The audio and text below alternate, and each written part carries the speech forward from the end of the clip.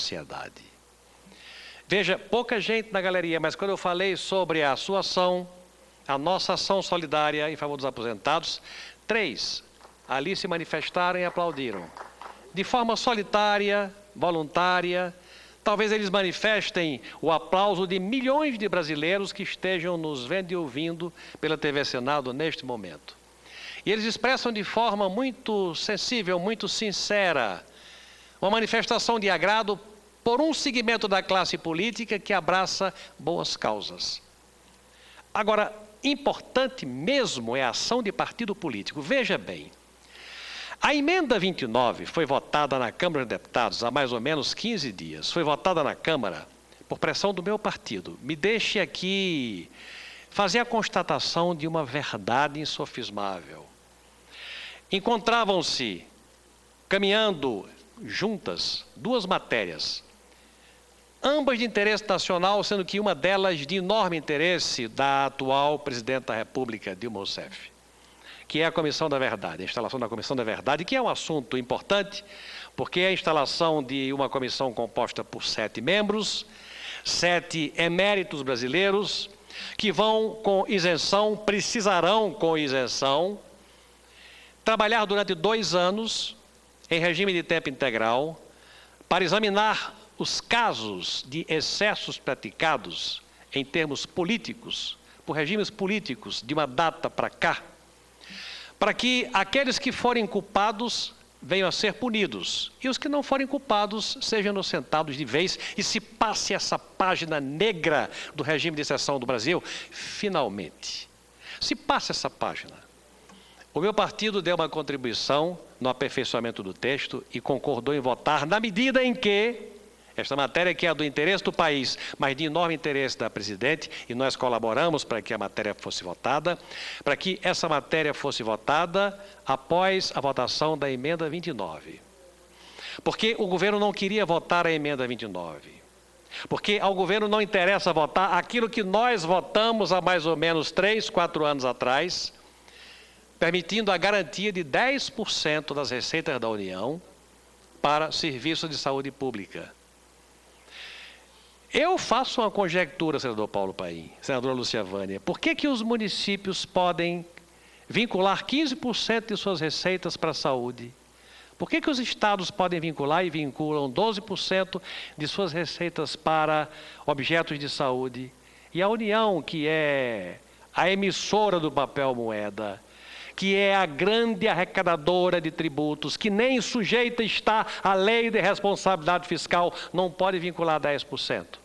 Quando já tem uma vinculação para a educação, que vem melhorando ao longo dos anos, pouco mais vem. Por que razão não se vota a vinculação de 10% dos recursos do Brasil para a saúde pública?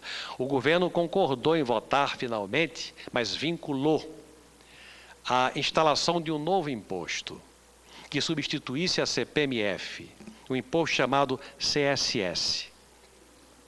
O meu partido tem uma formulação programática, senador Paulo Paim. Meu partido é contra o aumento de carga tributária. A carga tributária no Brasil já chega à casa dos 35%, é uma das maiores cargas tributárias do mundo.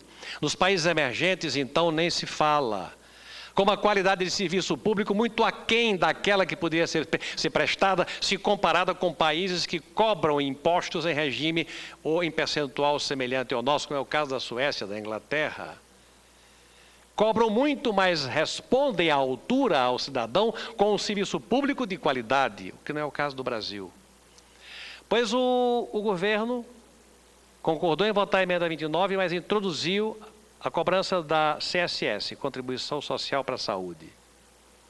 Como se a CPMF tivesse sido extinta, e o foi, para cumprir o que a Constituição dizia em 31 de dezembro de 2007, aquela contribuição pela Constituição brasileira deveria se encerrar. Nós apenas cumprimos a Constituição. Como se o fim da CPMF tivesse zerado os recursos da saúde. Vossa Excelência, como eu, sabemos que se em dezembro a CPMF caiu, em janeiro o governo aumentou a arrecadação do IOF, porque majorou a alíquota. e aumentou a arrecadação da contribuição social sobre o lucro líquido das empresas CSLL, porque majorou a alíquota, em hoje, até agora, neste ano, 50 bilhões de reais, a CPMF era 40. Até agora, só em aumento de IOF, este ano, não é 3 anos atrás, este ano, até agora, já se vão 50 bilhões, só no aumento da CSLL e no aumento do IOF. E mais a contribuição do lucro das estatais. Ou seja, dinheiro existe, a CPMF deixou de existir para que a Constituição fosse obedecida, mas imediatamente o governo, de forma ardilosa, esperta, repôs a receita. O que não repôs foi a qualidade do serviço público de saúde. Veja, Vossa Excelência, a emenda 29 propõe vincular 10% da rede da União para a saúde.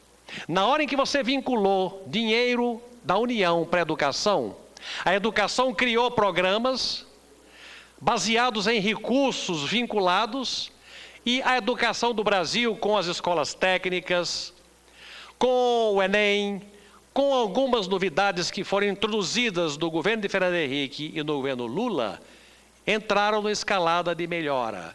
Melhora violenta, melhora visível, ainda não, mas está melhorando e vai melhorar. Porque há uma garantia de recursos subsidiando ações de educação, pela vinculação. Até o Fundeb foi possível estabelecer, garantindo piso salarial aos professores, por conta da arrecadação vinculada à educação federal. Na medida em que você vincule recursos para a saúde, você pode auxiliar a gestão na montagem de programas ou do estabelecimento de novos modelos de gestão subsidiados em recursos que existem, estejam garantidos e que seguramente vão melhorar o desempenho da saúde. A emenda 29 está na casa, não veio para a pauta ainda. A partir da próxima semana, o meu partido vai iniciar uma guerra para que coletemos assinaturas para que a matéria venha com urgência a este plenário. Porque se deixarmos, é muito provável que essa matéria fique esquecida e cheguemos ao recesso sem a votação da esperada emenda 29. Com um detalhe, o meu partido, que é contra o aumento de impostos, conseguiu através de uma emenda que foi, senador Lúcia Vânia, maravilhosamente votada e derrubada, 355 votos foram dados pela não existência de alíquota para esta CSS que o governo quis criar. Criou, estabeleceu uma alíquota e uma emenda do nosso partido estabeleceu a alíquota zero, para acabar a base de cálculo sobre esta cobrança. Já que não poderíamos eliminar o imposto, reduzimos o imposto a uma alíquota zero, imposto sobre nada, para que não houvesse aumento de carga tributária. O recurso para a saúde da CPMF já havia sido substituído pelo aumento da alíquota da CSLL e do IOF. Já estava reposto. Para que criar um imposto novo? Para aumentar a carga tributária do Brasil e tornar o Brasil incompetitivo mais ainda? Muito bem. Já foi derrubada esta emenda na Câmara, já vem a alíquota zero, mas ainda sobrevive uma coisa que nós temos que derrubar aqui. Vamos trabalhar, senadora Lúcia Vânia, nós, democratas, PSDB, o senador Paulo Paim e tantos homens e mulheres de boa vontade, para que a gente retire desses 10% a cavilação que o governo está querendo impor. Colocar nos 10% todo o recurso do Fundeb. Fundeb é para a educação. O que tem a ver com a saúde? Para diminuir o volume de recursos da saúde? Negativo. Nós temos aqui no Senado que fazer o encaminhamento para retirar do texto da emenda 29, além do que já foi conseguido na Câmara, alíquota zero para o CSS, também retirar a obrigatoriedade da inclusão do Fundeb nos recursos para a saúde no âmbito dos 10% totais. É tarefa do Senado que nós precisamos levar a efeito. Senador Paulo Paim, eu me preocupo como brasileiro muito com o futuro do nosso país. Nós estamos assistindo a uma crise monumental. Os Estados Unidos, com a sua economia fragilizada, exibindo dificuldades a toda hora, dificuldades que transcendem a economia e chegam ao campo congressual político. E junto com a fragilização da economia americana, um contágio na economia chinesa que vive muito da pujança da economia americana. E com a americana e a chinesa em processo de, não digo estagnação, mas em processo de expectativa, a economia brasileira, com as suas commodities exportáveis, em processo de expectativa negativa. E o Brasil entrando na crise, junto com a monumental crise da Europa, motivada pela falência da Grécia, pela pré-falência de Portugal, Espanha, Irlanda, pela perspectiva nefasta de problemas sérios na Itália e etc, etc, etc. O mundo será, senadora Lúcia Vânia, dos competitivos. Vai ter oportunidade no pós-crise quem for competitivo, quem tiver boa infraestrutura, quem tiver boa qualidade de educação e quem tiver boa carga de impostos, impostos civilizados que onerem pouco a produção, de modo a viabilizar a que a produção encontre comprador pela qualidade. E aí eu quero, para colocar a importância também de um partido político, porque o nosso partido vai pressionar para que a emenda 29 volte a esta casa, para que Vossa Excelência e eu voltemos a votar a matéria, vai pressionar por assinaturas, mas já fez uma outra coisa. Na nossa guerra permanente contra o aumento de impostos e pela preservação do emprego, preservação real, não da boca para fora, nós entramos com a arguição direta de inconstitucionalidade sobre uma flagrante inconstitucionalidade cometida pelo governo ao decretar, de uma hora para outra, sem aviso prévio, uma sobretaxa da ordem de 30% sobre veículos importados de alguns países. Não do Mercosul, não do México, por acordo bilateral, mas fundamentalmente dos chineses e coreanos, sob o argumento de que era preciso preservar o emprego no Brasil. Eu acho que o governo existe para preservar emprego, mas para trabalhar pela sociedade como um todo, pelo contribuinte, pelo brasileiro. O que aconteceu está visto. Na medida em que o carro coreano ou chinês, de boa qualidade, de bom padrão tecnológico, de grau de modernidade elevado e de baixo preço, entrava no Brasil, o parque fabril brasileiro, que é grande, musculoso e precisa ser competitivo para vender no Brasil e fora do Brasil, chiou. Chiou e conseguiu a sobretaxa de 30% de imposto. O que é que vai acontecer?